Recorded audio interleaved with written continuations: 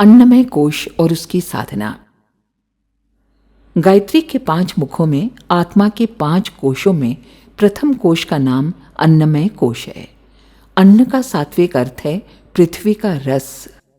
पृथ्वी से जल, अनाज, फल, तरकारी, घास आदि पैदा होते हैं। उन्हीं से दूध, घी, मांस आदि भी बनते हैं। ये सब अन्न कहे जाते हैं। इन्हीं के द्वारा रज, वीर्य बनते हैं और इन्हीं से इस शरीर का निर्माण होता है। अन्न द्वारा ही देह बढ़ती है, पुष्ट होती है और अंत में अन्न रूप पृथ्वी में ही भस्म होकर सड़ गलकर मिल जाती है। अन्न से उत्पन्न होने वाला और उसी में जाने वाला ये देह प्रधानता के कारण अन्नमय कोश कहा जाता है। यहाँ एक बात ध्यान में रखने की है कि हाड़ मांस का जो ये पुतला दिखाई देता है वो अन्नमय कोश की अधीनता में है, पर उसे ही अन्नमय कोश नहीं समझ लेना चाहिए। मृत्यु हो जाने पर देह तो नष्ट हो जाती है, पर अन्नमय कोश नष्ट नहीं होता, वो जीव के साथ रहता है। बिना शरीर के भी जीव भूत योनि में या स्वर्ग नरक में उन भूख, प्यास, सर्दी, गर्मी, चोट, दर्द आदि को सहता है जो स्थूल शरीर से संबंधित हैं।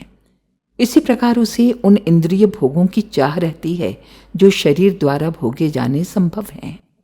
भूतों की इच्छाएं वैसे ही आहार विहार की रहती है जैसी शरीरधारी मनुष्यों की होती है। इससे प्रकट है कि अन्नमय कोश शरीर का संचालक, कारण, उत्पादक, उपभोक्ता आदि तो है, पर उससे पृथक भी है। इसे सूक्ष्म शरीर भी कहा जा सकता है।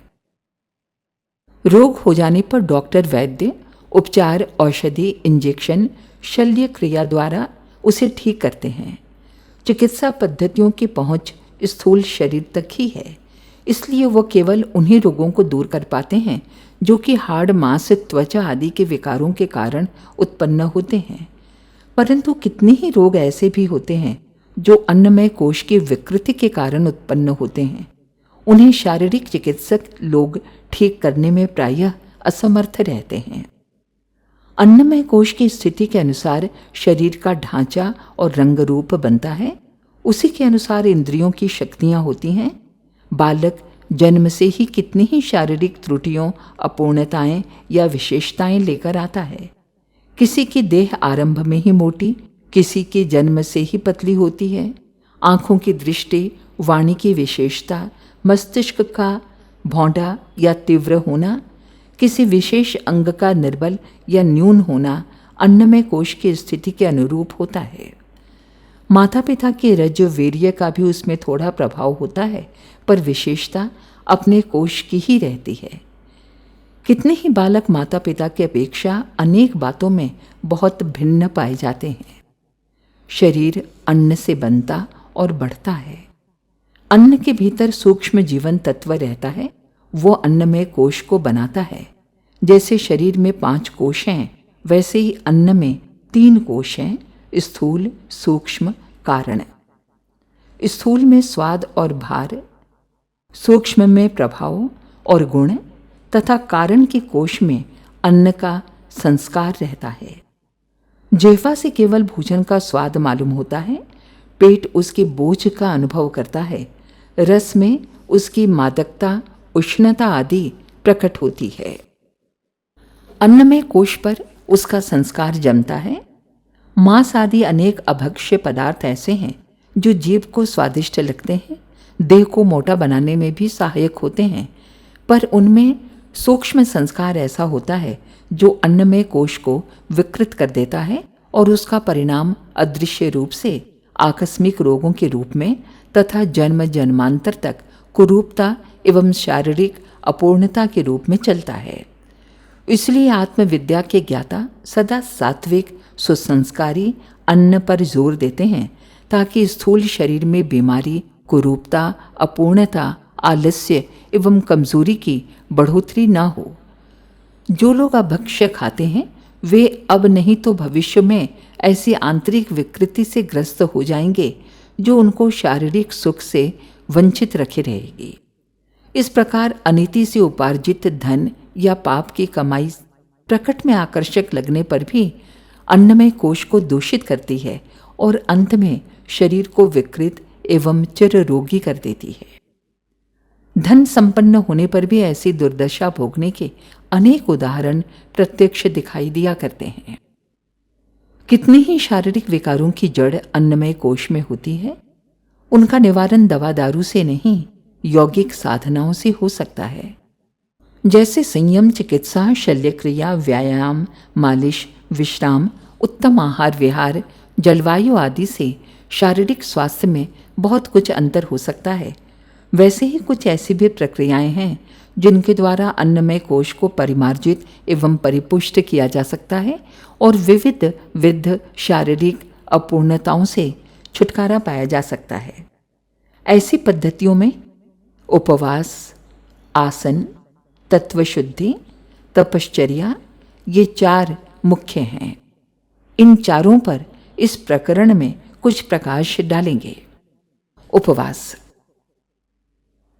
जिनके शरीर में मलों का भाग संचित हो रहा हो, उस रोगी की चिकित्सा आरंभ करने से पहले चिकित्सक उसे जुलाब देते हैं ताकि दस्त होने से पेट साफ हो जाए और औषधि अपना काम कर सके।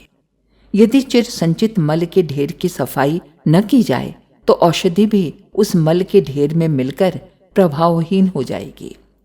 अन्नमय कोश की अनेक सूक्ष्म विकृतियों का परिवर्तन करने में उपवास वही काम करता है जो चिकित्सा के पूर्ण जुलाब लेने से होता है।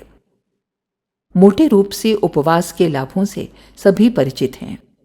पेट में रुका हुआ अपच पच जाता है। विश्राम से पाचन अंग नवचेतना के साथ दूना काम करते हैं।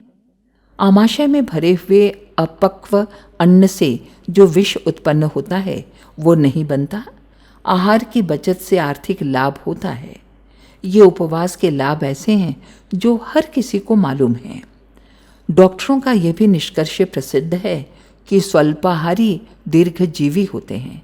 जो बहुत खाते हैं, पेट को ठूंस ठूंस कर भरते हैं, कभी पेट को चैन नहीं लेने देते, एक दिन को भी उससे छुट्टी नहीं देते, वे अपनी जीवनी संपत्ति को जल्दी ही समाप्त कर लेते हैं और स्थिर आयु की अपेक्षा बहुत जल्दी उन्हें दुनिया से बिस्तर बांधना पड़ता है। आज के राष्ट्रीय अन्न संकट में तो उपवास देशभक्ति भी है।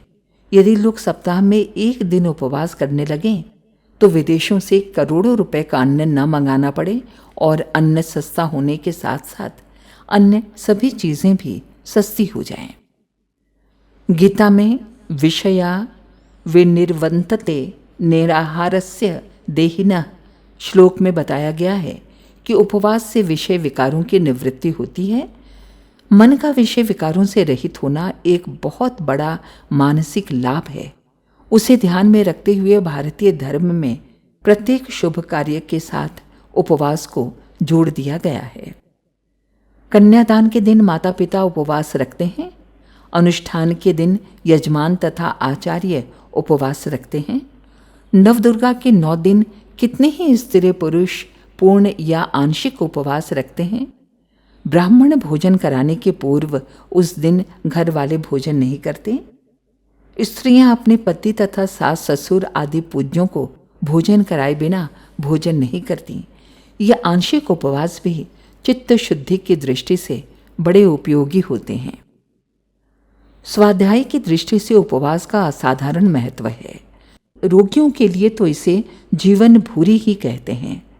चिकित्सा शास्त्र का रोगियों को एक दैवी उपदेश है कि बीमारी को भूखा मारो।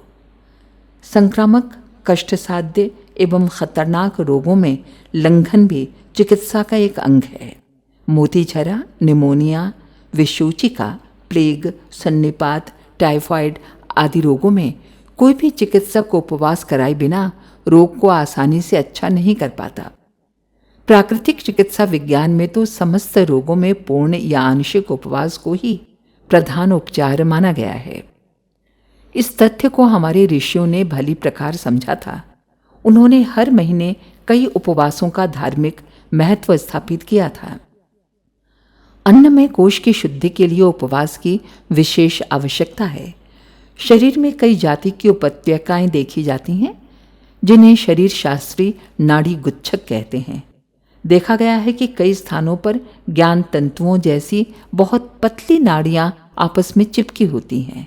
ये गुच्छक कई बार रस्सी की तरह आपस में लिपटे और बंटे होते हैं। कई जगह वो गुच्छक गांठ की तरह ठोस गोली जैसे बन जाते हैं। कई बार ये समानांतर लहराते हुए सर्प की भांति चलते हैं और अंत में उनके सिर आपस में जुड़ जाते हैं। कई जगह इनमें बरगद के वृक्ष की तरह शाखा प्रशाखाएं फैली होती हैं और इस प्रकार के कई गुच्छक परस्पर संबंधित होकर एक परिधि बना लेते हैं। इनके रंग, आकार एवं अनुच्छेदन में काफ़ी अंतर होता है। यदि अनुसंधान किया जाए तो उनके तापमान, अणु परिक्रमण एवं प्रतिभा पुंज में भी काफ़ी अंतर पाया जाएगा। वैज्ञानिक इन नाड़ी गुच्छकों के कार्य का कुछ विशेष परिचय अभी तक प्राप्त नहीं कर सके हैं, पर योगी लोग जानते हैं कि ये उपत्यकाएं शरीर में अन्नमय कोश की बंधन ग्रंथियां हैं। मृत्यु होते ही सब बंधन खुल जाते हैं और फिर एक भी गुच्छक दृष्टिगोचर नहीं होता। ये उपत्यकाएं अन्नमय कोश के गुण दोषों की प्रतीक हैं। इंथिका जाति की उपत्यकाएं चंचलता, अस्थिरता, उद्विग्नता की प्रतीक हैं। जिन व्यक्तियों में इस जाति के नाड़ी गुच्छक अधिक हों, उनका शरीर एक स्थान पर बैठकर काम नहीं कर सकेगा। उन्हें कुछ खटपट करते रहनी पड़ेगी। दीपिका जाति की उपत्यकाएं जोश, क्रोध, शारीरिक उष्णता, अधिक पाचन, गर्मी, खुश्की आदि उत्पन्न करेंगी।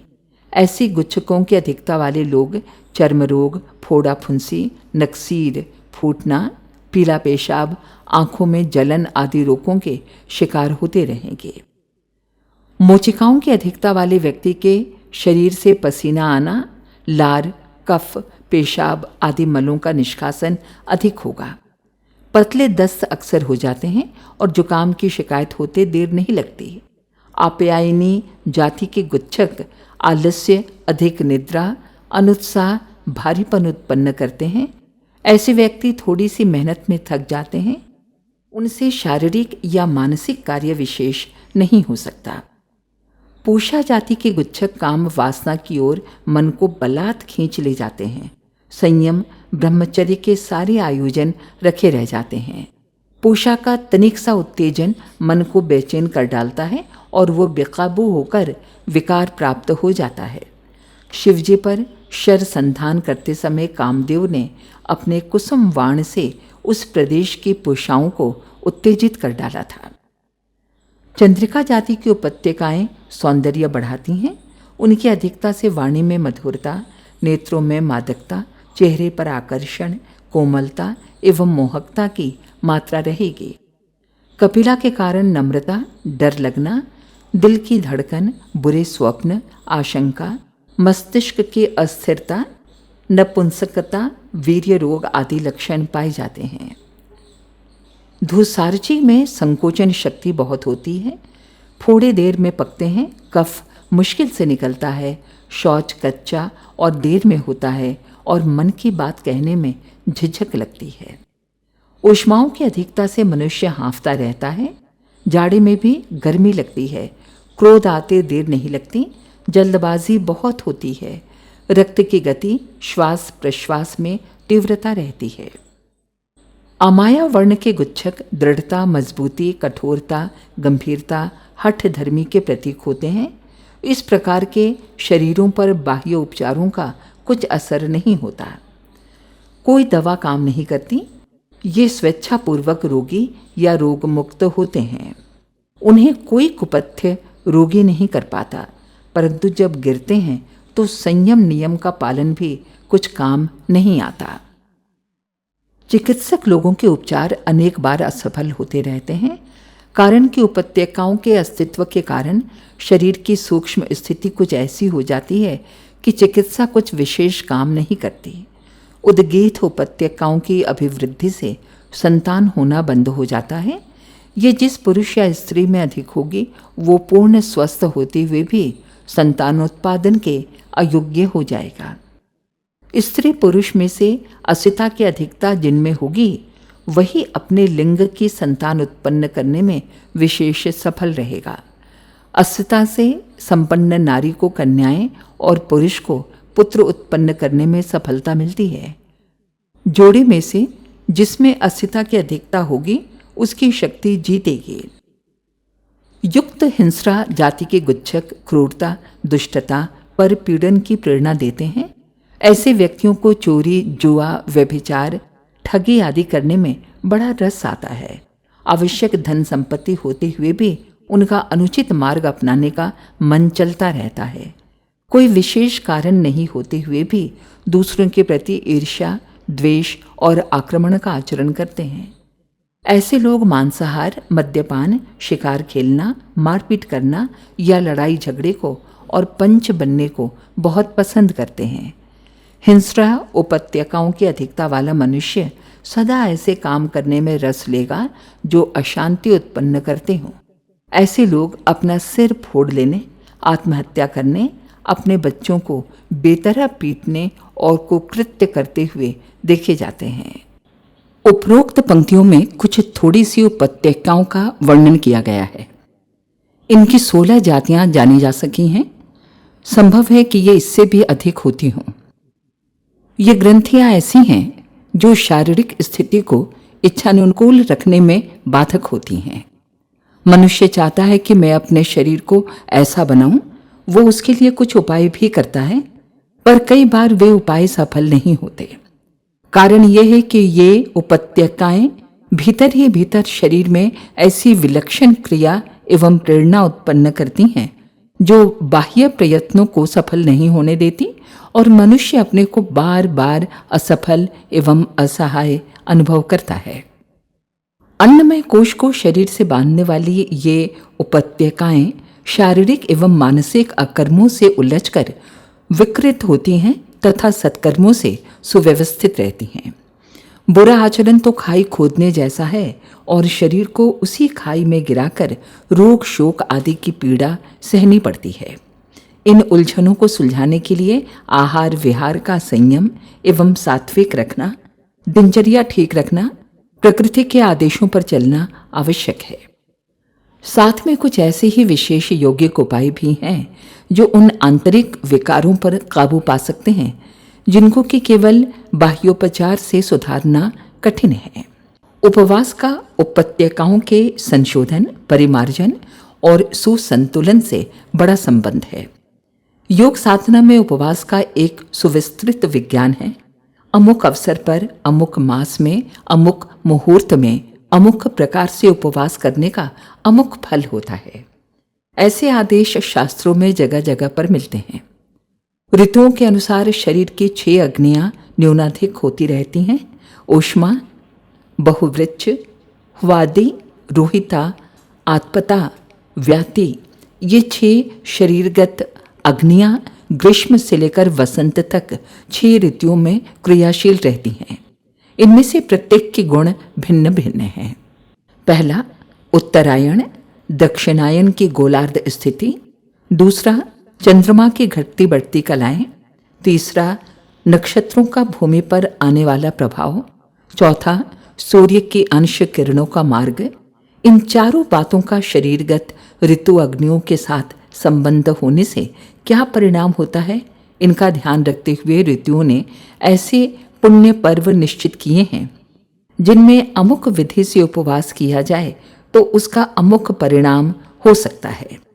कार्तिक कृष्ण चौथ, जिसे करवा चौथ कहते हैं, उस दिन का उपवास दाम्पत्य प्रेम बढ़ाने वाला होता है, क्योंकि उस दिन की गोलार्ध स्थिति, चंद्रकलाएं, नक्षत्र प्रभाव एवं सूर्य मार्ग का सम्मिश्रण परिणाम शरीरगत अग्नि के साथ समन्वित होकर शरीर एवं मन की स्थिति को ऐसा उपयुक्त बना देता है जो दाम्पत्य सुख को सुदृढ़ और चिरस्थायी बनाने में बड़ा सहायक होता है। इसी प्रकार के अन्य व्रत उपवास हैं जो अनेक इच्छाओं और आवश्यकताओं को पूरा करने में तथा बहुत से अनिष्टों को टालने में उपयोगी सिद्ध होते हैं। उपवासों के 5 भेद होते हैं। पहला पाचक, दूसरा शोधक, तीसरा शामक, चौथा आनक और 5वां पावक। पाचक उपवास वे हैं जो पेट के अपच, अजीर्ण, कोष्ठबद्धता को पचाते हैं। शोधक वे हैं जो रोगों को भूखा मार डालने के लिए किए जाते हैं। इन्हें लंघन भी कहते हैं। शामक वे हैं जो कुविचारों, मानसिक विकारों, दुष्प्रवृत्तियों एवं विकृत उपत्यकाओं का शमन करते हैं। आनक वे हैं जो किसी विशेष प्रयोजन के लिए दैवी शक्ति को अपनी ओर आकर्षित करने के लिए किए जाते हैं। पाचक वे हैं जो पापों के प्रायश्चित के लिए होते हैं। आत्मिक और मानसिक स्थिति के अनुरूप कौन सा उपवास उपयुक्त होगा और उसके क्या नियमोपनियम होने चाहिए, इसका निर्णय करने के लिए सूक्ष्म विवेचन की आवश्यकता है। साधक का अन्नमय कोश किस स्थिति में है, उसकी कौन उपत्यकाएं विकृत हो रही हैं, किस उत्तेजित संस्थान को शांत करने एवं किस मर्म स्थल को सतेज करने की आवश्यकता है, ये देखकर निर्णय किया जाना चाहिए कि कौन व्यक्ति किस प्रकार का उपवास कब करे। पाचक उपवास में तब तक भोजन छोड़ देना चाहिए जब तक कि कड़ाके की भूख न लगे। एक बार का, एक दिन का या 2 दिन का आहार छोड़ देने से आमतौर पर कब्ज पक जाता है। पाचक उपवास में सहायता देने के लिए नींबू का रस, जल एवं किसी पाचक औषधि का सेवन किया जा सकता है। शोधक उपवासों के साथ विश्राम आवश्यक है। ये लगातार तब तक चलते हैं जब तक रोगी खतरनाक स्थिति को पार न कर ले। औटाकर ठंडा किया हुआ पानी ही ऐसे उपवासों में एकमात्र अवलंब होता है। शामक उपवास दूध, छाछ, फलों का रस आदि पतले, रसीले, हल्के पदार्थों के आधार पर चलते हैं।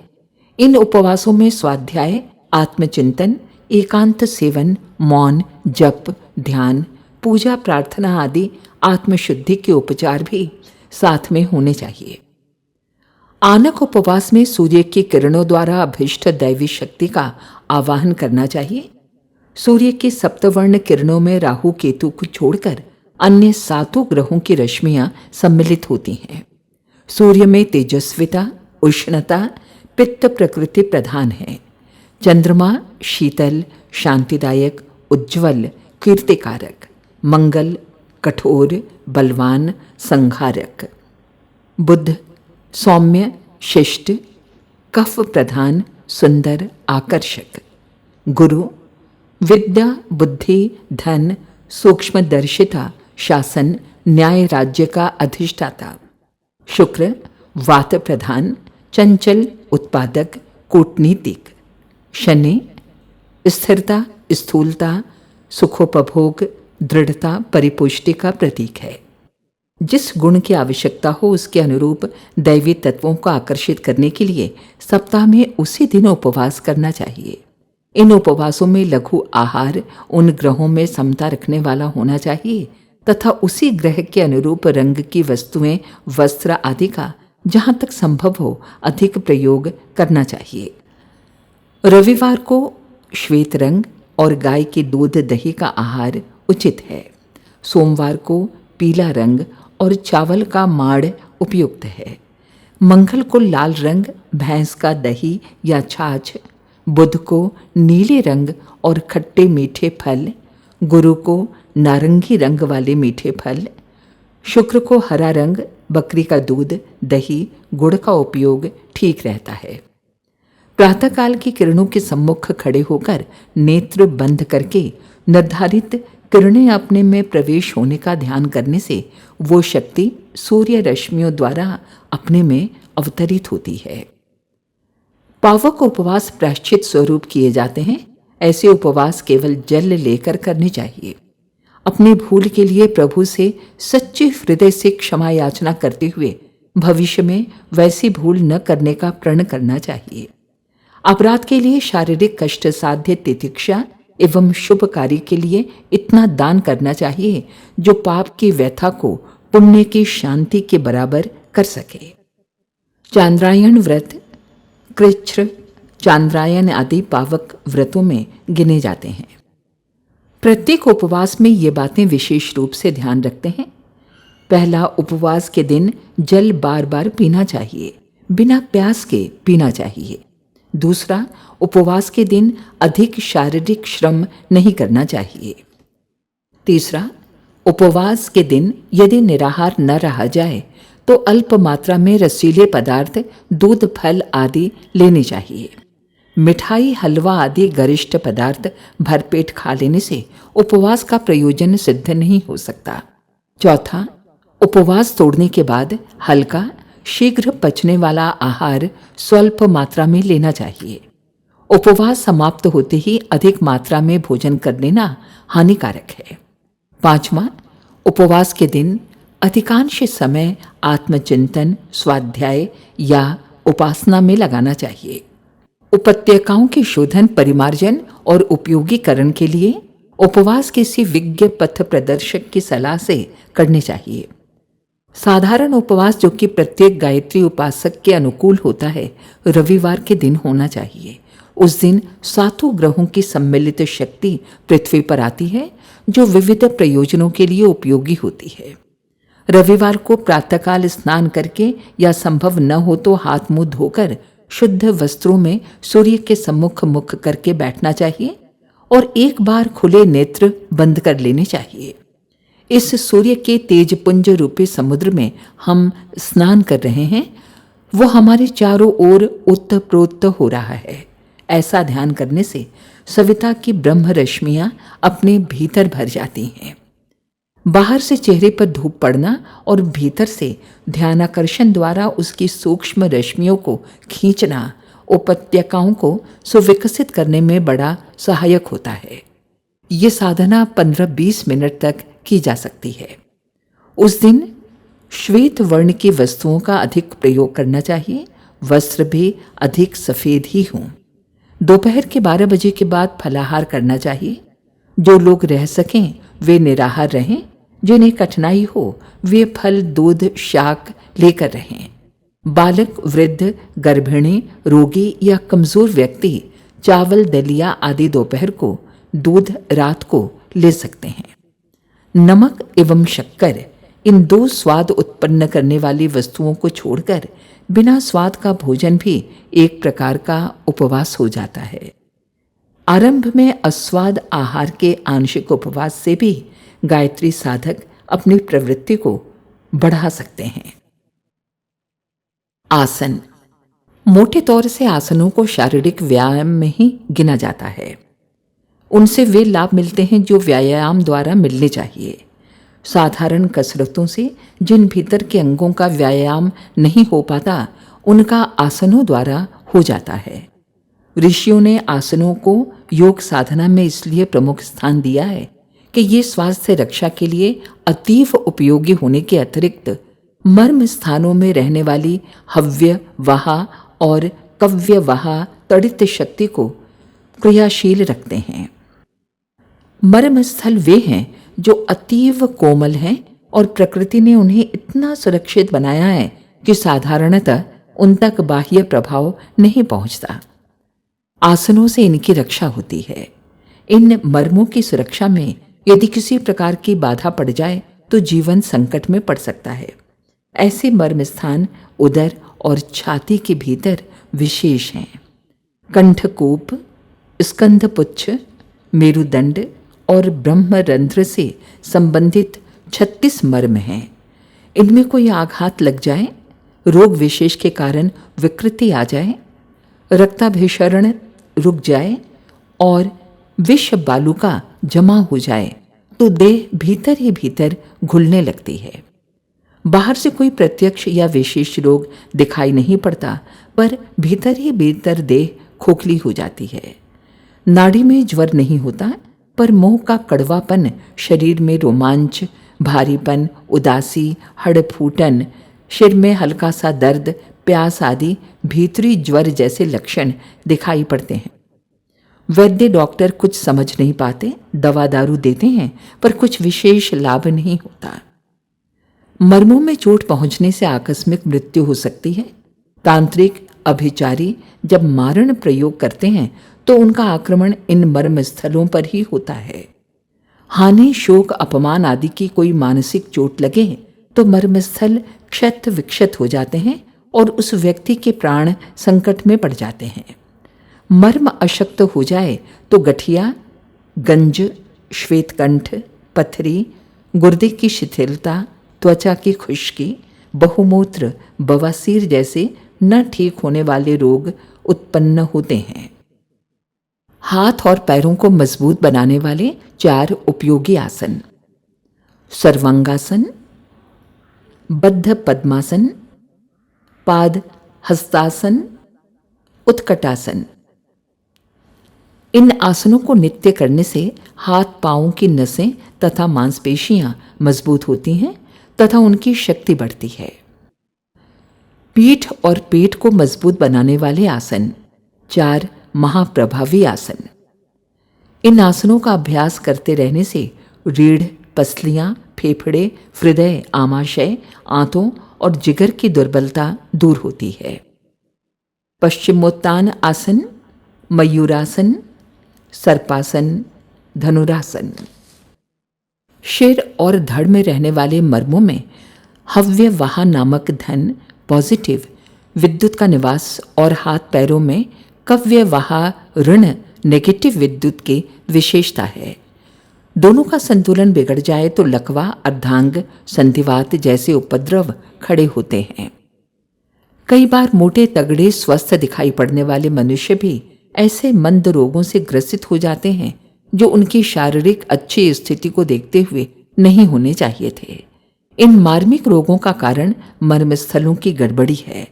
कारण यह है कि साधारण परिश्रम या कसरतों द्वारा इन मर्म स्थानों का व्यायाम नहीं हो पाता। औषधियों की वहां पहुंच नहीं होती।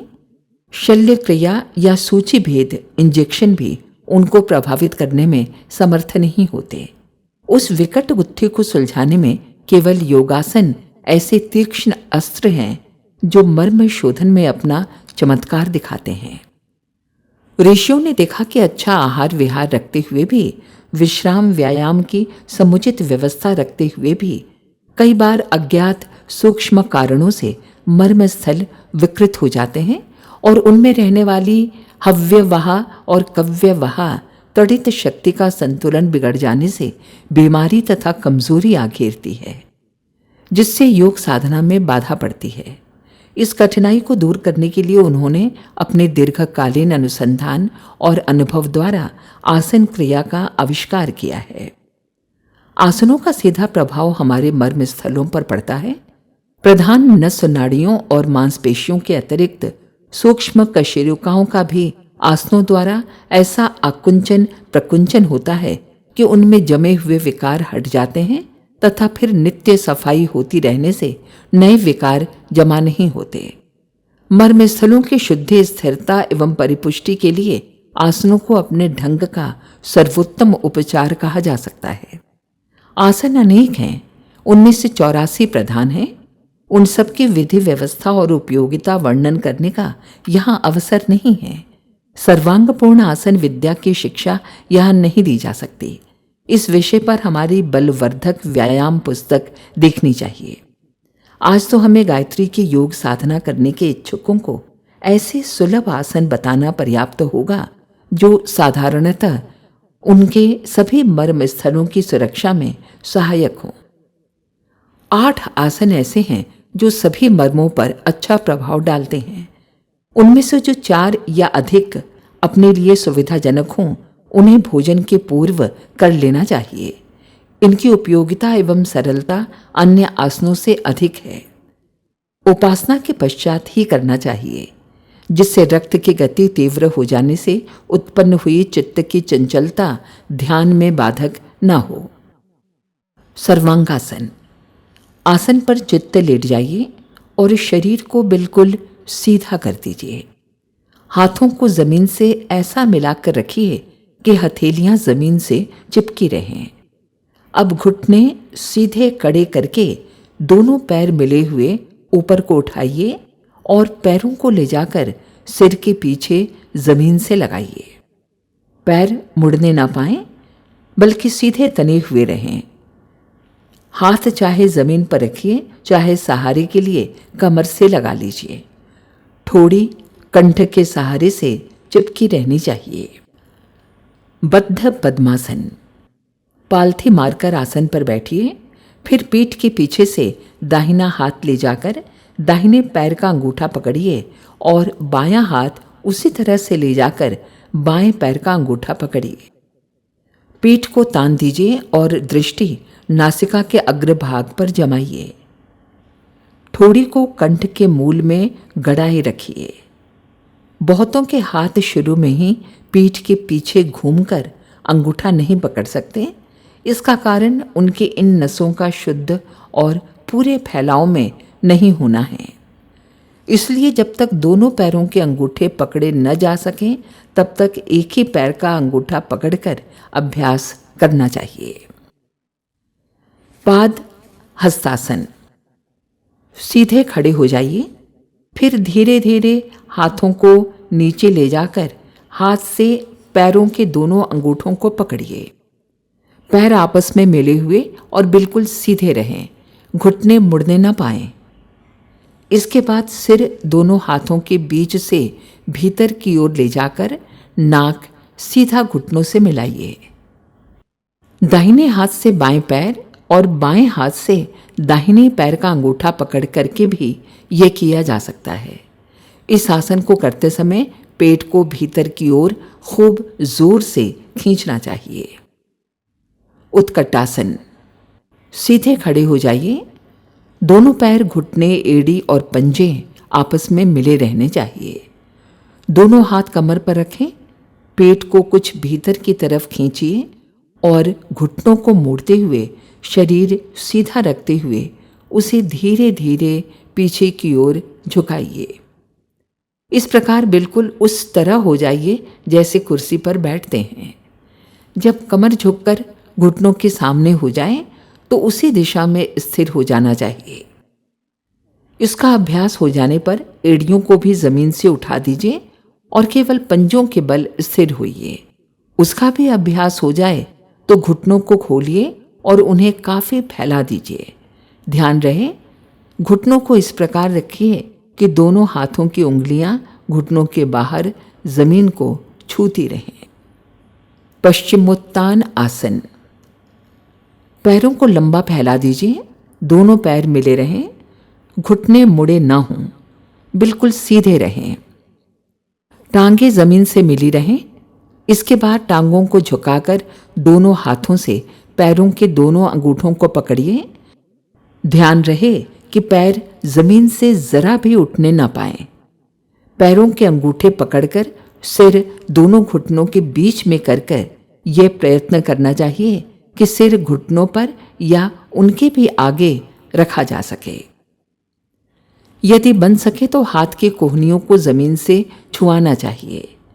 शुरू में पैर फैलाकर और घुटने सीधे रखकर कमर आगे झुकाकर अंगूठे पकड़ने का प्रयत्न करना चाहिए और धीरे धीरे पकड़ने लग जाने पर सिर घुटनों पर रखने का प्रयत्न करना चाहिए।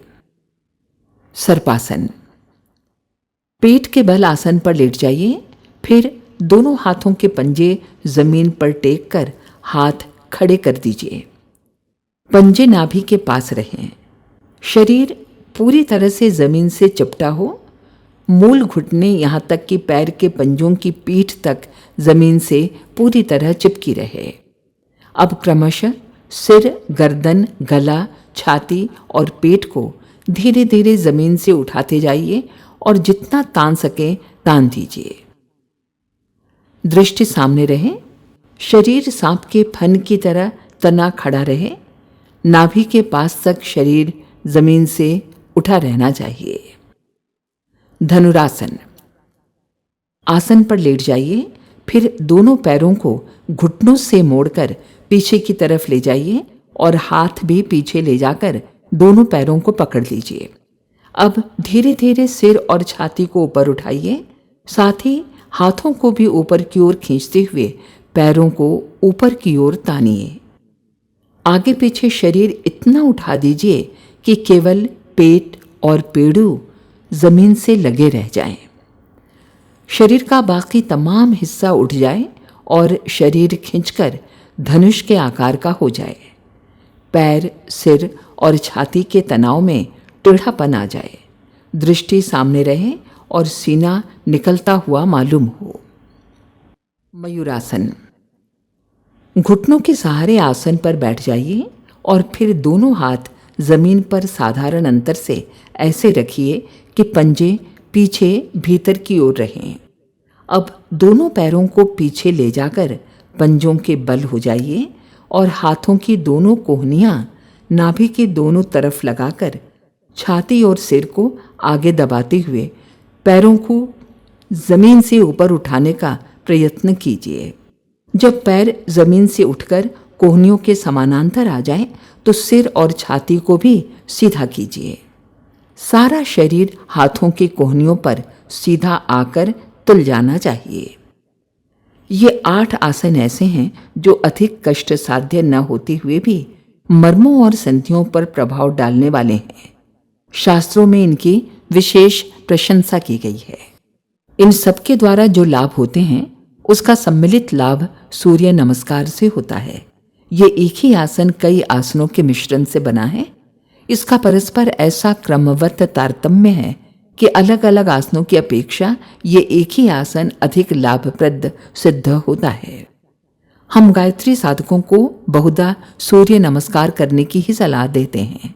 हमारे अनुभव में सूर्य नमस्कार के लाभ अधिक महत्वपूर्ण रहे हैं, किंतु जो कर सकते हों वे इन 8 आसनों को भी करें, बड़े लाभदायक हैं। सूर्य नमस्कार की विधि। प्रातःकाल सूर्योदय समय के आसपास इन आसनों को करने के लिए खड़े होइए। सर्दी गर्मी या हवा यदि हो तो हल्का कपड़ा शरीर पर पहने रहिए, अन्यथा लंगोट या नेकर के अतिरिक्त सब कपड़े उतार दीजिए। खुली हवा में स्वच्छ खुली खिड़कियों से युक्त कमरे में कमर सीधी रखकर खड़े होइए। मुख पूर्व की ओर कर लीजिए। नेत्र बंद करके हाथ जोड़कर भगवान सूर्य नारायण का ध्यान कीजिए और भावना कीजिए कि सूर्य की तेजस्वी आरोग्यमयी किरणें आपके शरीर में चारों ओर से प्रवेश कर रही हैं। अब इस प्रकार से क्रिया आरंभ कीजिए। पहले पैरों को सीधा रखिए, कमर पर से नीचे की ओर झुकिए, दोनों हाथों को जमीन पर लगाइए, मस्तक घुटनों से लगे। ये पाद हस्तासन है। इससे टखनों का, टांग के नीचे के भागों का, जंघा का, पुट्ठों का, पसलियों का, कंधों के पृष्ठ भाग का तथा बाहों के नीचे के भाग का व्यायाम होता है। दूसरा, सिर को घुटनों से हटाकर लंबी सांस लीजिए। पहले दाहिने पैर को पीछे ले जाइए और पंजे को लगाइए। बाएं पैर को आगे की ओर मुड़ा रखिए। दोनों हथेलियां जमीन से लगी रहें। निगाह सामने और सिर कुछ ऊंचा रहे। इससे जांघों के दोनों भागों का तथा बाएं पेड़ों का व्यायाम होता है। इसे एक पाद प्रसारणासन कहते हैं। तीसरा, बाएं पैर को पीछे ले जाइए, उसे दाहिने पैर से सटाकर रखिए। कमर को ऊंचा उठा दीजिए। सिर और सीना कुछ नीचे झुक जाएगा। ये द्विपाद प्रसारणासन है। इससे हथेलियों की सब नसों का, भुजाओं का, पैरों की उंगलियों और पिंडलियों का व्यायाम होता है। चौथा, दोनों पांवों के घुटने, दोनों हाथ, छाती तथा मस्तक, इन सब अंगों को सीधा रखकर भूमि से स्पर्श कराइए। शरीर तना रहे, कहीं लेटने की तरह निश्चेष्ट नहीं हो जाइए। पेट जमीन को न छुए। इसे अष्टांग प्रणिपातासन कहते हैं। इससे बाहों, पसलियों, पेट, गर्दन, कंधे तथा भुजदंडों का व्यायाम होता है। पांचवा, हाथों को सीधा खड़ा कर दीजिए। सीना ऊपर उठाइए, कमर को जमीन की ओर झुकाइए, सिर ऊंचा कर दीजिए, आकाश को देखिए। घुटने जमीन पर न टिकने पाएं। पंजे और हाथों पर शरीर सीधा रहे। कमर जितनी मुड़ सके मोड़िए ताकि धड़ ऊपर को अधिक उठ सके। ये सर्पासन है। इससे जिगर का, आंतों का तथा कंठ का अच्छा व्यायाम होता है। छठा, हाथ और पैर के पूरे तलवे जमीन से स्पर्श कराइए। घुटने और कोहनियों के टखने झुकने ना पाएं। कमर को जितना हो सके ऊपर उठा दीजिए। थोड़ी कंठमूल में लगी रहे, फिर नीचे रखिए। ये मयूरासन है। इससे गर्दन, पीठ, कमर, कूल्हे, पिंडली, पैर तथा भुजदंडों की कसरत होती है। 7वां, यहाँ से अब पहली की हुई क्रियाओं पर वापस जाया जाएगा। दाहिने पैर को पीछे ले जाइए। पूर्वोक्त नंबर 2 के अनुसार एक पाद प्रसारणासन कीजिए। 8वां, पूर्वोक्त नंबर 1 की तरह पाद हस्तासन कीजिए। 9वां, सीधे खड़े हो जाइए। दोनों हाथों को आकाश की ओर ले जाकर जोड़िए। सीने को जितना पीछे ले जा सकें ले जाइए। हाथ जितनी पीछे ले जा सकें ठीक है, पर मुड़ने ना पाएं। ये ऊर्ध्व नमस्कारासन है। इससे फेफड़ों और हृदय का अच्छा व्यायाम होता है। 10वां, अब उसी आरंभिक स्थिति पर आ जाइए। सीधे खड़े होकर हाथ जोड़िए और भगवान सूर्य नारायण का ध्यान कीजिए। ये एक सूर्य नमस्कार हुआ। आरंभ 5 से करके सुविधानुसार थोड़ी थोड़ी संख्या धीरे धीरे बढ़ाते जाना चाहिए। व्यायाम काल में मुंह बंद रखना चाहिए। सांस नाक से ही लेनी चाहिए। तत्व शुद्धि। ये सृष्टि पंच तत्वों से बनी हुई है। प्राणियों के शरीर भी इन तत्वों से बने हुए हैं। मिट्टी, जल, वायु, अग्नि और आकाश, इन 5 तत्वों का ये सब कुछ संसार प्रसार है। मिट्टी, जल, वायु, अग्नि और आकाश, इन 5 तत्वों का ये सब कुछ संप्रसार है। जितनी वस्तुएं दृष्टिगोचर होती हैं या इंद्रियों द्वारा अनुभव में आती हैं, उन सब की उत्पत्ति पंच तत्वों द्वारा हुई है। वस्तुओं का परिवर्तन, उत्पत्ति, विकास तथा विनाश इन तत्वों की मात्रा में परिवर्तन आने से होता है। ये प्रसिद्ध है कि जलवायु का स्वास्थ्य पर प्रभाव पड़ता है। शीत प्रधान देशों तथा यूरोपियन लोगों का रंग, रूप, कद, स्वास्थ्य अफ्रीका के तथा उष्ण प्रदेश वासियों के रंग, रूप, कद, स्वास्थ्य से सर्वथा भिन्न होते हैं। पंजाबी, कश्मीरी, बंगाली, मद्रासी लोगों के शरीर एवं स्वास्थ्य की भिन्नता प्रत्यक्ष है। ये जलवायु का ही अंतर है। किन्हीं प्रदेशों में मलेरिया, पीला बुखार, पेचिश, चर्म रोग, फील पांव, कुष्ठ आदि रोगों की बाढ़ सी रहती है, तो किन्हीं स्थान की जलवायु ऐसी होती है कि वहां जाने पर तपेदिक सरीखे कष्ट साध्य रोग भी अच्छे हो जाते हैं। पशु पक्षी, घास, अन्न, फल, औषधि आदि के रंग, रूप, स्वास्थ्य, गुण, प्रकृति आदि में भी जलवायु के अनुसार अंतर पड़ता है। इसी प्रकार वर्षा, गर्मी, सर्दी का तत्व परिवर्तन प्राणियों में अनेक प्रकार के सूक्ष्म परिवर्तन कर देता है। आयुर्वेद शास्त्र में वात, पित्त, कफ का असंतुलन रोगों का कारण बताया गया है। वात का अर्थ है वायु, पित्त का अर्थ है गर्मी, कफ का अर्थ है जल। 5 तत्वों में पृथ्वी शरीर का स्थिर आधार है। मिट्टी से ही शरीर बना है और जला देने या गाड़ देने पर केवल मिट्टी रूप में ही इसका अस्तित्व रह जाता है। इसलिए पृथ्वी तत्व तो शरीर का स्थिर आधार होने से वह रोग आदि का कारण नहीं बनता। दूसरे आकाश का संबंध मन से, बुद्धि एवं इंद्रियों की सूक्ष्म तन्मात्राओं से है। स्थूल शरीर पर जलवायु और गर्मी का ही प्रभाव पड़ता है और उन्हीं प्रभावों के आधार पर रोग एवं स्वास्थ्य बहुत कुछ निर्भर करता है। वायु की मात्रा में अंतर आने से गठिया, लकवा, दर्द, कंप, अकड़न, गुल्म, हड़फूटन, नाड़ी विक्षेप आदि रोग उत्पन्न होते हैं। अग्नि तत्व के विकार से फोड़े, फुंसी, चेचक, ज्वर, रक्तपित्त, हैजा, दस्त, क्षय, श्वास, उपदंश, दाह, रक्त विकार आदि बढ़ते हैं। जल तत्व की गड़बड़ी से जलोदर, पेचिस, संग्रहणी, बहुमूत्र, प्रमेह, स्वप्न दोष, सोम, प्रदर, जुकाम, अकड़न, अपच, शिथिलता सरीखे रोग उठ खड़े होते हैं। इसी प्रकार अन्य तत्वों का घटना बढ़ना अनेक रोग उत्पन्न करता है। आयुर्वेद के मत से विशेष प्रभावशाली, गतिशील, सक्रिय एवं स्थूल शरीर को स्थिर करने वाले कफ, वात, पित्त अर्थात जल, वायु, गर्मी ही हैं और दैनिक जीवन में जो उतार चढ़ाव होते रहते हैं उनमें इन 3 का ही प्रधान कारण होता है। फिर भी शेष 2 तत्व पृथ्वी और आकाश शरीर पर स्थिर रूप में काफी प्रभाव डालते हैं। मोटा या पतला होना, लंबा या ठिगना होना, रूपवान या कुरूप होना, गोरा या काला होना, कोमल या सुदृढ़ होना शरीर में पृथ्वी तत्व की स्थिति से संबंधित है।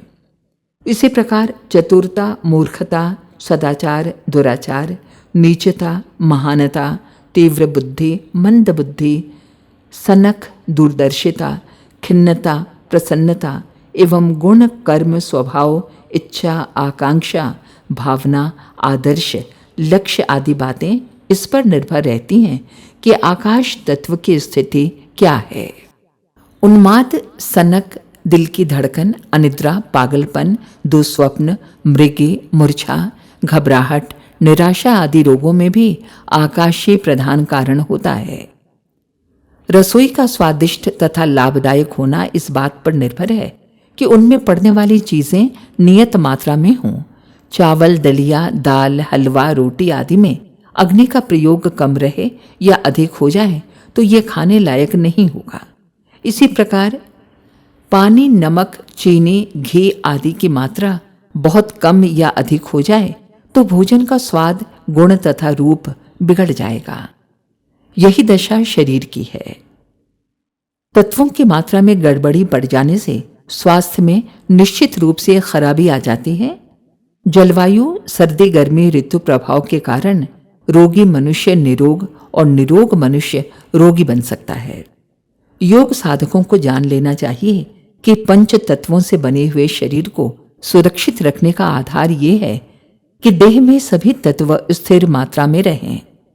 गायत्री के 5 मुख शरीर में 5 तत्व बनकर निवास करते हैं। यही 5 ज्ञानेंद्रियां और 5 कर्मेंद्रियों को क्रियाशील रखते हैं। लापरवाही, अव्यवस्था और आहार विहार के असंयम से तत्वों का संतुलन बिगड़कर रोगग्रस्त होना एक प्रकार से पंचमुखी गायत्री माता का देह परमेश्वरी का तिरस्कार करना है। वेदांत शास्त्र में इन 5 तत्वों को आत्मा का आवरण एवं बंधन माना गया है। भगवान शंकराचार्य ने तत्वबोध की संकेत पिटिका में पंचीकरण विद्या बताई है। उनका कथन है कि बंधन से मुक्ति प्राप्त करने के लिए पहले हमें ये भली भांति जान लेना चाहिए कि ये संसार और कुछ नहीं, केवल पंचभूतों के परमाणुओं का इधर उधर उड़ते फिरना, संयुक्त और विमुक्त होते रहना मात्र है। जैसे वायु से प्रेरित बादल इधर उधर उड़ते हैं तो उनके संयोग वियोग से आकाश में पर्वत, रीछ, सिंह, पक्षी, वृक्ष, गुफा जैसे नाना प्रकार के कौतूहलपूर्ण चित्र क्षण क्षण में बनते और बिगड़ते रहते हैं। उसी प्रकार इस संसार में नाना प्रकार के निर्माण, विकास और ध्वंस होते रहते हैं। जैसे बादलों से बनने वाला चित्र मिथ्या है, भ्रम है, भुलावा है, स्वप्न है, वैसे ही संसार माया, भ्रम या स्वप्न है। ये 5 भूतों के उड़ने फिरने का खेल मात्र है। इसलिए उसे लीलाधर की लीला, नटवर की कला या माया बताया गया है। कई अदूरदर्शी व्यक्ति संसार स्वप्न है ये सुनते ही आग बबूला हो जाते हैं और वेदांत शास्त्र पर यह आरोप लगाते हैं कि इन विचारों के द्वारा लोगों में अकर्मण्यता, निराशा, निरुत्साह, अनिच्छा पैदा होगी और सांसारिक उन्नति की महत्वाकांक्षा शिथिल हो जाने से हमारा समाज या राष्ट्र पिछड़ा रह जाएगा। यह आक्षेप बहुत ही उथला और अविवेकपूर्ण है। वेदांत विरोधी इतना तो जानते ही हैं कि हमें मरना है और मरने पर कोई भी वस्तु साथ नहीं जाती। इतनी जानकारी होते हुए भी वे सांसारिक उन्नति को छोड़ते नहीं। स्वप्न में भी सब काम होते रहते हैं।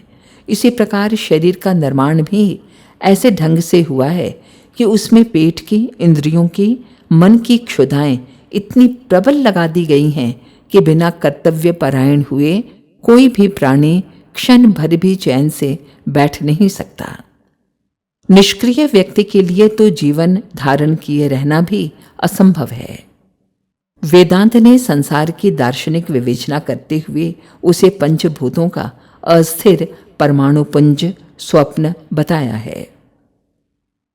तो इसका फलितार्थ ये होना चाहिए कि हम आत्मिक लाभ के लिए ही सांसारिक वस्तुओं का उपार्जन एवं उपयोग करें।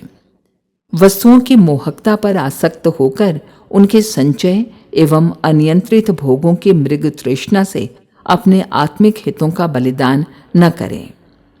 कर्तव्यरत रहना तो जीवन का स्वाभाविक धर्म है। इसे त्यागना किसी भी जीवित व्यक्ति के लिए संभव नहीं। वेदांत की ये शिक्षा कि यह संसार पंचभूतों की क्रीड़ा स्थली मात्र है, पूर्णतया विज्ञान सम्मत है। दार्शनिकों की भांति वैज्ञानिक भी यही बताते हैं कि अणु परमाणुओं की द्रुत गति से परिभ्रमण करने के कारण संसार की गतिशीलता है और पंच तत्वों से बने हुए 19 जाति के परमाणु ही संसार की वस्तुओं, देहों, योनियों के उत्पादन एवं विनाश के हेतु हैं। पंचीकरण विद्या के अनुसार साधक जब भली प्रकार ये हृदयंगम कर लेता है कि ये संसार उड़ते हुए परमाणुओं के संयोग वियोग से क्षण क्षण में बनने बिगड़ने वाली चित्रावली मात्र है, तो उसका दृष्टिकोण भौतिक न रहकर आत्मिक हो जाता है। वो वस्तुओं का अनावश्यक मोह न करके उन बुराइयों से बच जाता है जो लोभ और मोह को भड़काकर नाना प्रकार के पाप, तृष्णा, द्वेष, चिंता, शोक और अभावजन्य क्लेशों से जीवन को नारकीय बनाए हुए हैं। देह या मन को अपना मानने का कोई कारण नहीं। यह जड़, परिवर्तनशील देह भी संसार के अन्य पदार्थों की भांति ही पंचभौतिक है। इसलिए इसको अपने उपयोग की वस्तु, औजार या सवारी समझकर आनंदमयी जीवन यात्रा के लिए प्रयुक्त तो करना चाहिए, पर देह या मन की आवश्यक तृष्णाओं के पीछे आत्मा को परेशान नहीं करना चाहिए। इस मान्यता को हृदयंगम कराने के लिए शरीर का विश्लेषण करते हुए तत्वबोध में बताया गया है कि किस तत्व से शरीर का कौन सा भाग बनता है। पृथ्वी तत्व की प्रधानता से अग्नि, मांस, त्वचा, नाड़ी, रोम आदि भारी पदार्थ बने हैं। जल की प्रधानता से मूत्र, कफ, रक्त, शुक्र आदि हुआ करते हैं। अग्नि तत्व के कारण भूख, प्यास, श्रम, थकान, निद्रा, कांति आदि का अस्तित्व है। वायु तत्व में चलना फिरना, गति, क्रिया, सिकुड़ना, फैलना होता है। आकाश तत्व से काम, क्रोध, लोभ, मोह, भय आदि वृत्तियां, इच्छाओं और विचारधाराओं का आविर्भाव हुआ करता है। तात्पर्य यह है कि शरीर में जो कुछ भी अंग प्रत्यंग पदार्थ तथा प्रेरणा है वो पंच तत्वों के आधार पर है। जब इस प्रपंच रूप संसार और पंचावरण शरीर में से अहम की मान्यता हटाकर विश्वव्यापी चैतन्य आत्मा में अपने को परिव्याप्त मान लिया है तो वो परिपूर्ण मान्यता ही मुक्ति बन जाती है। शरीर और संसार की पंचभौतिक सत्ता को प्रपंच शब्द से संबोधित किया गया है और वेदांत में योग साधना का आदर्श है कि मैं और मेरा द्वैत छोड़कर केवल मैं का अद्वैत सीखो। विश्व में जो कुछ है वह मैं आत्मा हूँ, मुझसे भिन्न कुछ नहीं। ये मान्यता अद्वैत ब्रह्म को प्राप्त करा देती है। इसी बात को भक्ति मार्गी दूसरे शब्दों में कहते हैं कि जो कुछ है तू है, मेरा अलग अपनत्व कुछ नहीं। दोनों ही मान्यताएं बिल्कुल एक हैं। भक्ति मार्ग और वेदांत में शब्दों के फेर के अतिरिक्त वस्तुतः कुछ भी अंतर नहीं है। अन्नमय कोश के परिमार्जन के लिए तीसरा उपाय तत्व शुद्धि है। स्थूल रूप से शरीर के पंच तत्वों को ठीक रखने के लिए जल, वायु, ऋतु, प्रदेश और वातावरण का ध्यान रखना आवश्यक है। सूक्ष्म रूप से पंजीकरण विद्या के अनुसार तत्व ज्ञान प्राप्त करके आत्म तत्व और अनात्म तत्व के अंतर को समझते हुए प्रपंच से छुटकारा पाना चाहिए। तत्व शुद्धि के दोनों ही पहलू महत्वपूर्ण हैं।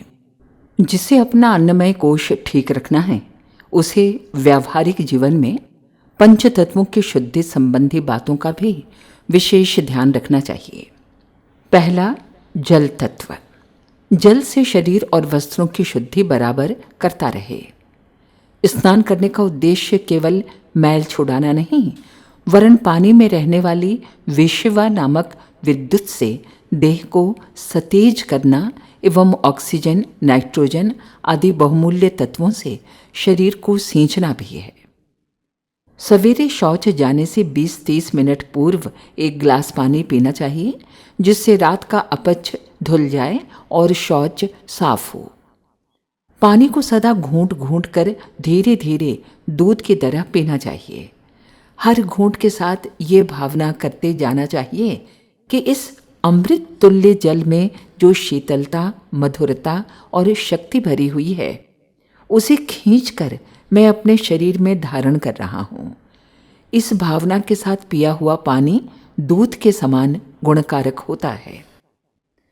जिन स्थानों का पानी भारी, खारी, तैलिया, उथला, तालाबों का तथा हानिकारक हो, वहाँ रहने पर अन्नमय कोश में विकार पैदा होता है। कई स्थानों में पानी ऐसा होता है कि वहाँ फील पाँव, अंडनासूर, जलोदर, कुष्ठ, खुजली, मलेरिया, जुएं, मच्छर आदि का बहुत प्रसार होता है। ऐसे स्थानों को छोड़कर स्वस्थ, हल्के, सुपाच्य जल के समीप अपना निवास रखना चाहिए। धनी लोग दूर स्थानों से भी अपने लिए उत्तम जल मंगा सकते हैं। कभी कभी एनीमा द्वारा पेट में औषधि मिश्रित जल चढ़ाकर आंतों की सफाई कर लेनी चाहिए। उससे संचित मलों से उत्पन्न विष पेट में से निकल जाते हैं और चित्त बड़ा हल्का हो जाता है। प्राचीन काल में वस्ति क्रिया योग का आवश्यक अंग थी। अब एनिमा यंत्र द्वारा ये क्रिया सुगम हो गई है। जल चिकित्सा पद्धति रोग निवारण एवं स्वास्थ्य संवर्धन के लिए बड़ी उपयुक्त है। डॉक्टर लुई कुने ने इस विज्ञान पर स्वतंत्र ग्रंथ लिखे हैं। उनकी बताई पद्धति से किए गए कटी स्नान, मेहन स्नान, मेरुदंड स्नान, गीली चादर लपेटना, कपड़े की पट्टी, गीली मिट्टी का प्लस्तर आदि से रोग निवारण में बड़ी सहायता मिलती है। दूसरा, अग्नि तत्व। सूर्य के प्रकाश के अधिक संपर्क में रहने का प्रयत्न करना चाहिए। घर की सभी खिड़कियां खुली रखनी चाहिए ताकि धूप और हवा खूब आती रहे। सवेरे की धूप नंगे शरीर पर लेने का प्रयत्न करना चाहिए। सूर्य ताप से तपाए हुए जल का उपयोग करना, भीगे बदन पर धूप लेना उपयोगी है। सूर्य की सप्त किरणें, अल्ट्रा वायलेट और अल्फा वायलेट किरणें स्वास्थ्य के लिए बड़ी उपयोगी साबित हुई हैं। वे जल के साथ धूप का मिश्रण होने से खिंच आती हैं। धूप में रखकर रंगीन कांच से संपूर्ण रोगों की चिकित्सा करने की विस्तृत विधि तथा अग्नि और जल के सम्मिश्रण से भाप बन जाने पर उसके द्वारा अनेक रोगों का उपचार करने की विधि सूर्य चिकित्सा विज्ञान की किसी भी प्रामाणिक पुस्तक से देखी जा सकती है। रविवार को उपवास रखना सूर्य की तेजस्विता एवं बलदायिनी शक्ति का आह्वान है। पूरा या आंशिक उपवास शरीर की कांति और आत्मिक तेज को बढ़ाने वाला सिद्ध होता है। तीसरा, वायु तत्व। घनी आबादी के मकान जहां धूल, धुआं, सील की भरमार रहती है और शुद्ध वायु का आवागमन नहीं होता, वे स्थान स्वास्थ्य के लिए खतरनाक हैं। हमारा निवास खुली हवा में होना चाहिए। दिन में वृक्ष और पौधों से ओशजन वायु यानी ऑक्सीजन निकलती है, वो मनुष्य के लिए बड़ी उपयोगी है। जहाँ तक हो सके वृक्ष पौधों के बीच अपना दैनिक कार्यक्रम करना चाहिए। अपने घर, आंगन, चबूतरे आदि पर वृक्ष पौधे लगाने चाहिए।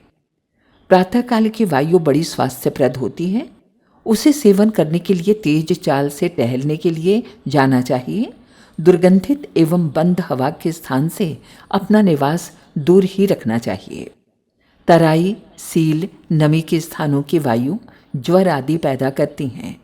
तेज हवा के झोंकों से त्वचा फट जाती है।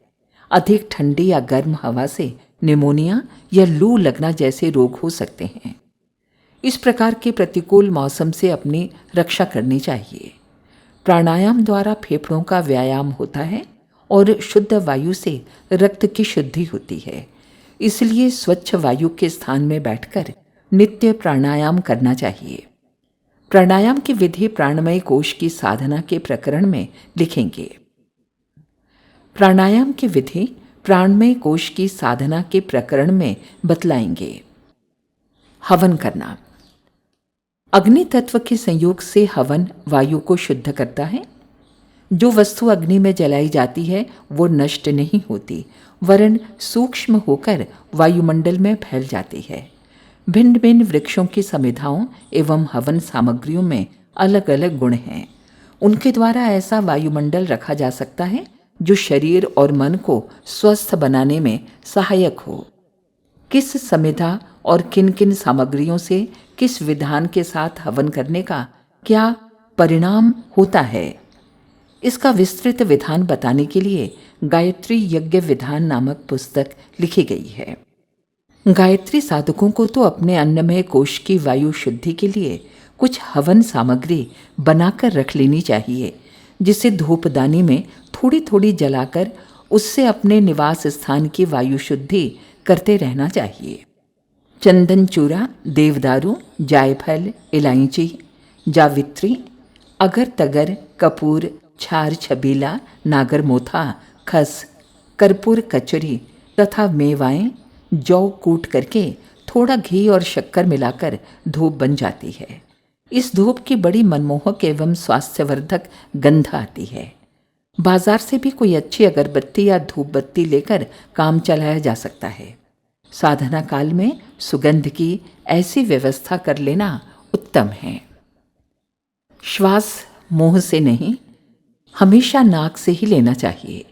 कपड़े से मुंह ढककर नहीं सोना चाहिए और किसी के मुंह के इतना पास नहीं सोना चाहिए कि उसकी छोड़ी हुई श्वास अपने भीतर जाए। धूली, धुआं और दुर्गंध भरी अशुद्ध वायु से सदा बचना चाहिए। चौथा, पृथ्वी तत्व। शुद्ध मिट्टी में विष निवारण की अद्भुत शक्ति होती है। गंदे हाथों को मिट्टी से मांजकर शुद्ध किया जाता है। प्राचीन काल में ऋषि मुनि जमीन खोदकर गुफा बना लेते थे और उनमें रहा करते थे। इससे उनके स्वास्थ्य पर बड़ा अच्छा असर पड़ता था।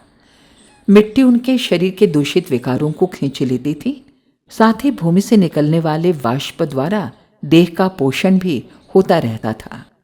समाधि लगाने के लिए गुफाएं उपयुक्त स्थान समझी जाती हैं, क्योंकि चारों ओर मिट्टी से घिरे होने के कारण शरीर को श्वास द्वारा बहुत सा आहार प्राप्त हो जाता है और कई दिनों तक भोजन की आवश्यकता नहीं पड़ती या कम भोजन से काम चल जाता है।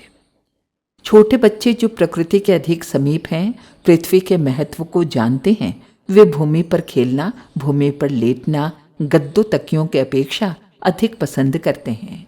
पशुओं को देखिए, वे अपनी थकान मिटाने के लिए जमीन पर लौट जाते हैं और लोट पोट कर पृथ्वी की पोषण शक्ति से फिर ताजगी प्राप्त कर लेते हैं।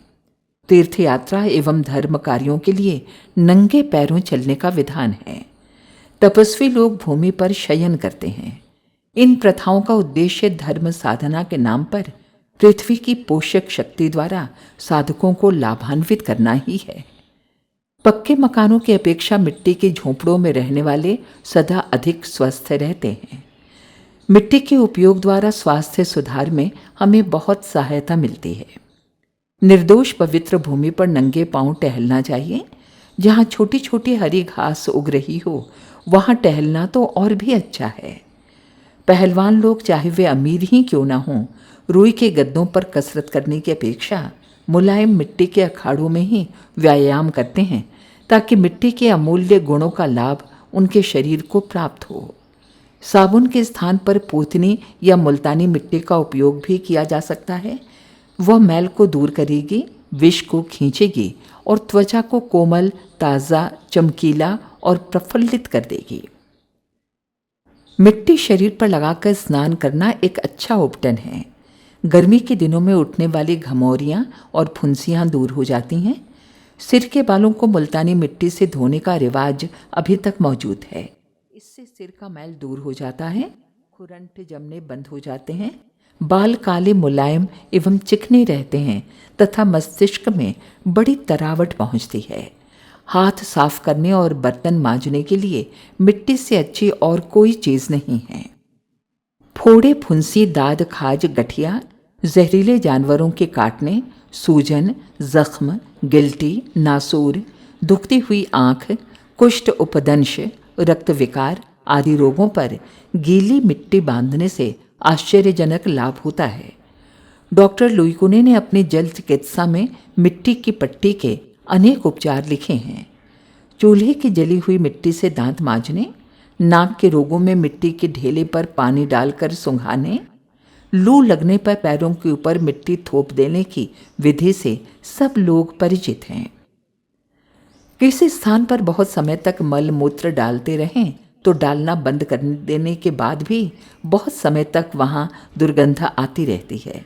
कारण यह है कि भूमि में शोषण शक्ति है, वो पदार्थों को सोख लेती है और उसका प्रभाव बहुत समय तक अपने अंदर धारण किए रहती है।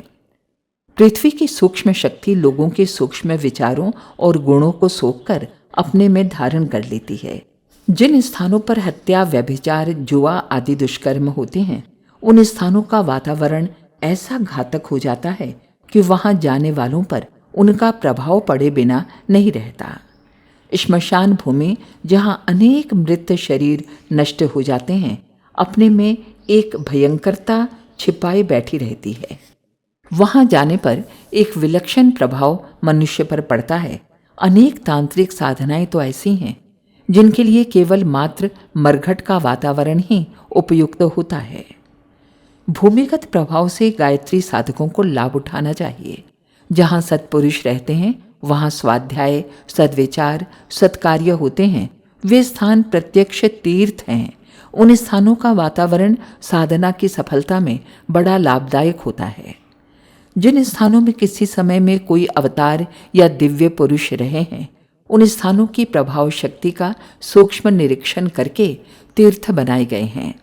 जहाँ कोई सिद्ध पुरुष या तपस्वी बहुत काल तक रहे हैं, वो स्थान सिद्ध पीठ बन जाते हैं और वहाँ रहने वालों पर अनायास ही अपना प्रभाव डालते हैं। सूक्ष्मदर्शी महात्माओं ने देखा है कि भगवान कृष्ण की प्रत्यक्ष लीला तरंगे अभी तक ब्रजभूमि में बड़ी प्रभावपूर्ण स्थिति में मौजूद हैं।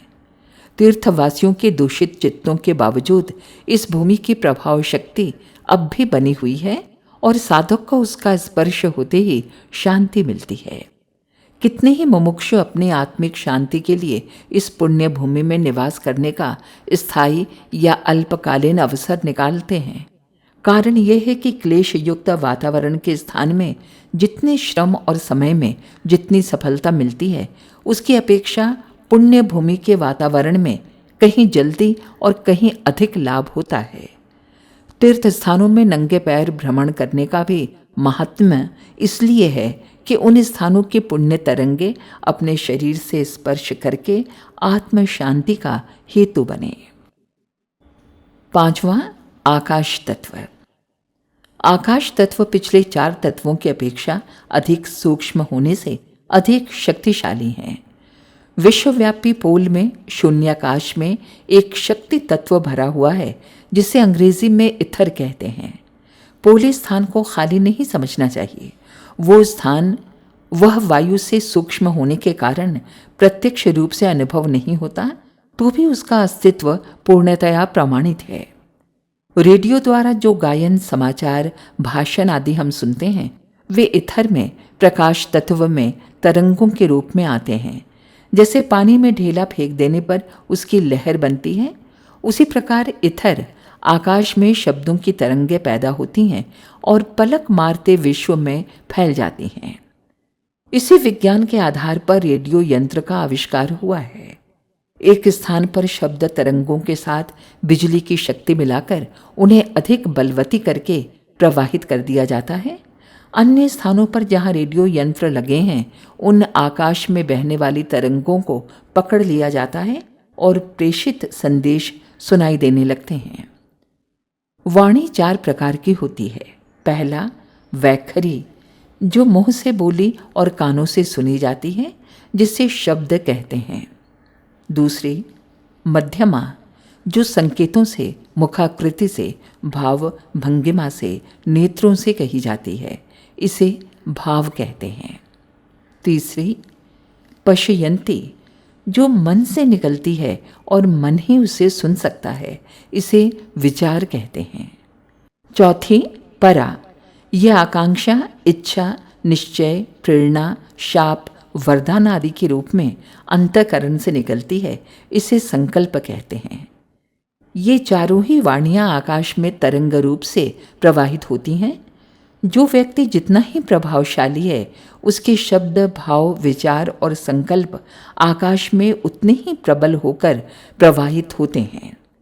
आकाश में असंख्य प्रकृति के असंख्य व्यक्तियों द्वारा असंख्य प्रकार की स्थूल एवं सूक्ष्म शब्दावली प्रेषित होती रहती है। हमारा अपना मन जिस केंद्र पर स्थित होता है, उसी जाति के असंख्य प्रकार के विचार हमारे मस्तिष्क में धंस जाते हैं और अदृश्य रूप से उन अपने पूर्व निर्धारित विचारों की पुष्टि करना आरंभ कर देते हैं।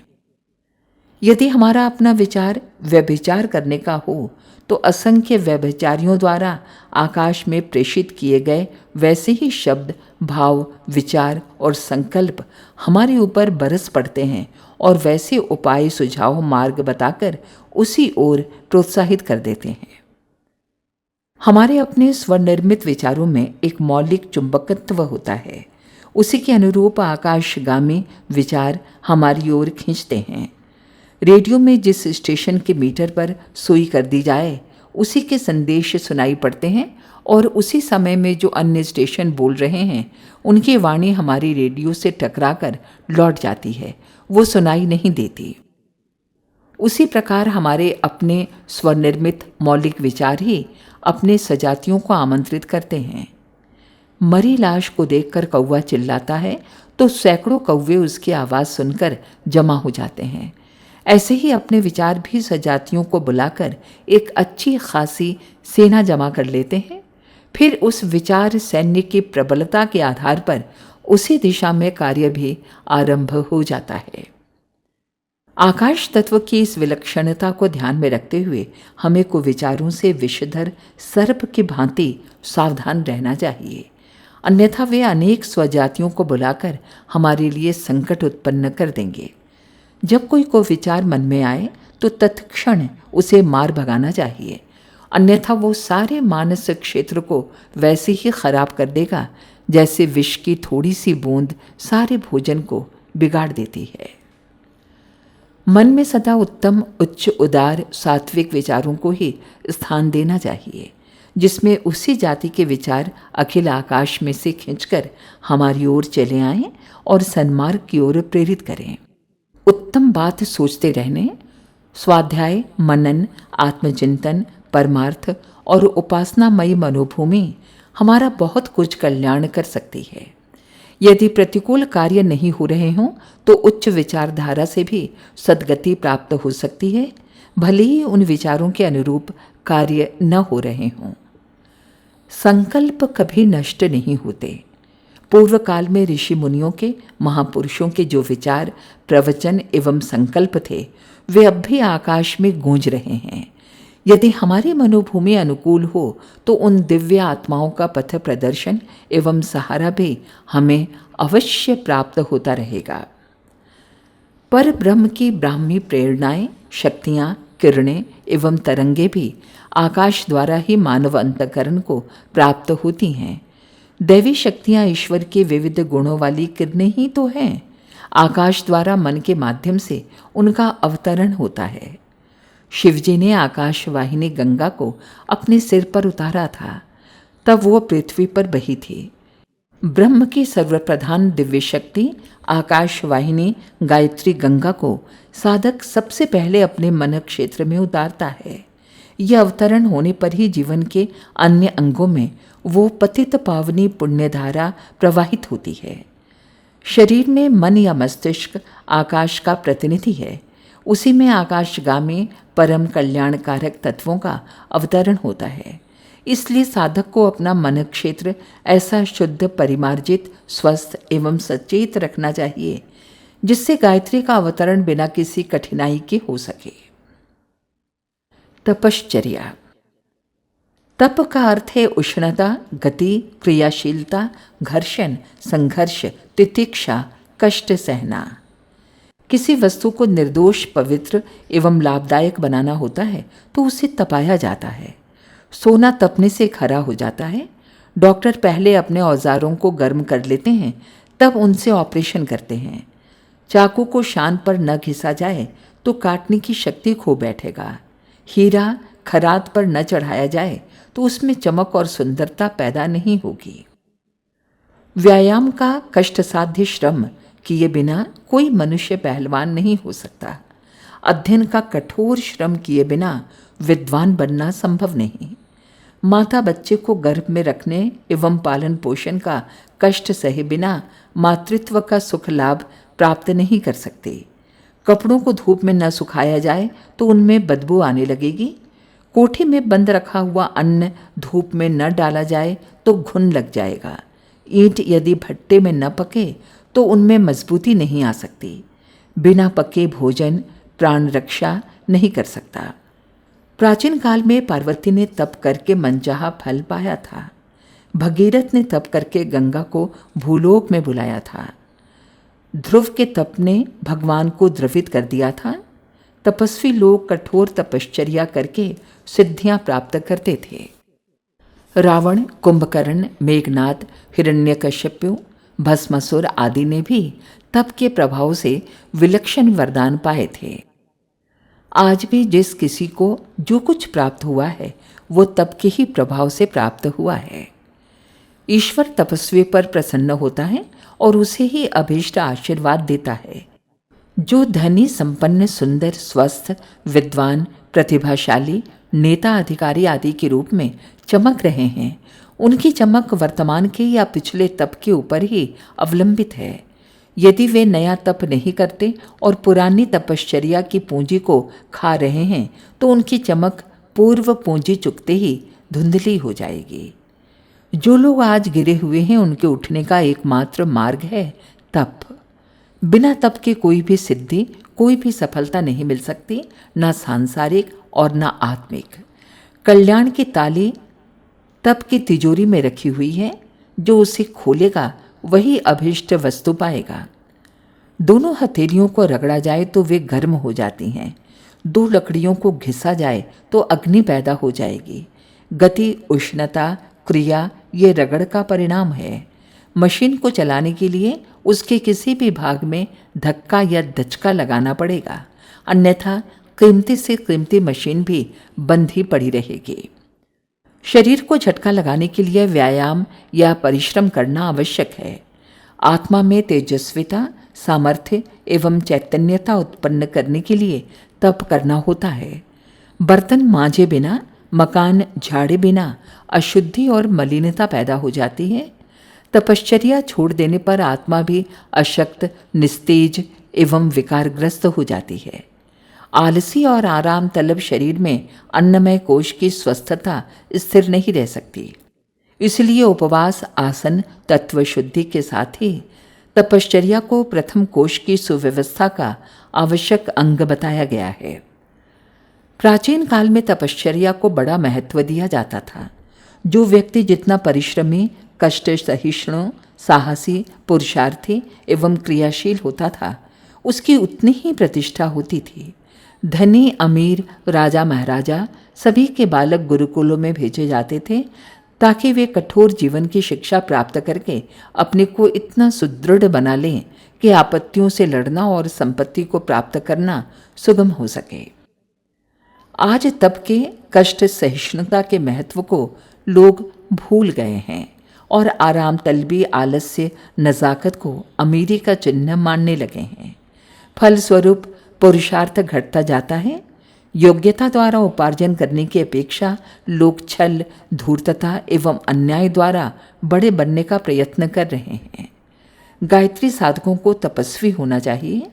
अस्वाद व्रत, उपवास, ऋतु प्रभावों को सहना, तितिक्षा, घर्षण, आत्मकल्प, प्रदातव्य, निष्कासन, साधन, ब्रह्मचर्य, चांद्रायण, मौन, अर्जन आदि तपश्चर्या की विधि गायत्री महाविज्ञान के प्रथम खंड के विस्तार में बताई जा चुकी है। उनकी पुनरुक्ति करने की आवश्यकता नहीं। यहाँ तो इतना कहना पर्याप्त होगा कि अन्नमय कोश को स्वस्थ रखना है तो शरीर और मन का कार्य व्यस्त रखना चाहिए। श्रम, कर्तव्य परायणता, जागरूकता और पुरुषार्थ को सदा साथ रखना चाहिए। समय को बहुमूल्य संपत्ति समझकर एक क्षण को भी निरर्थक नहीं जाने देना चाहिए। परोपकार, लोक सेवा, सत्कार्य के लिए दान, यज्ञ भावना से किए जाने वाला परमार्थी जीवन प्रत्यक्ष तप है। दूसरों के लाभ के लिए अपने स्वार्थों का बलिदान करना तपस्वी जीवन का प्रधान चिन्ह है। आज की स्थिति में प्राचीन काल की भांति तो तप नहीं किए जा सकते। अब शारीरिक स्थिति भी ऐसी नहीं रह गई है कि भगीरथ, पार्वती या रावण के जैसे तप किए जा सकें। दीर्घ काल तक निराहार रहना या बिना विश्राम किए लंबे समय तक साधनारत रहना आज संभव नहीं है। वैसा करने से शरीर तुरंत पीड़ाग्रस्त हो जाएगा। सतयुग में लंबे समय तक दान तप होते थे, क्योंकि उस समय शरीर में वायु तत्व प्रधान था। त्रेता में शरीरों में अग्नि तत्व की प्रधानता थी। द्वापर में जल तत्व अधिक था। उन युगों में जो साधनाएं हो सकती थीं, आज नहीं हो सकती, क्योंकि आज कलयुग में मानव देहों में पृथ्वी तत्व प्रधान है।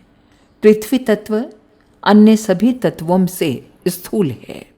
इसलिए आधुनिक काल के शरीर उन तपस्याओं को नहीं कर सकते जो सतयुग, त्रेता आदि में आसानी से होती थीं। दूसरी बात यह है कि वर्तमान समय में सामाजिक, आर्थिक, बौद्धिक व्यवस्थाओं में परिवर्तन हो जाने से मनुष्य के रहन सहन में बड़ा अंतर पड़ गया है।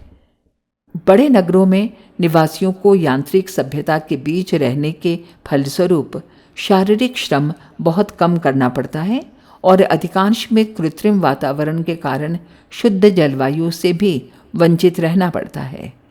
ऐसी अवस्था में शरीर का पूर्वकालीन तपयोग्य रहना कहाँ संभव हो सकता है।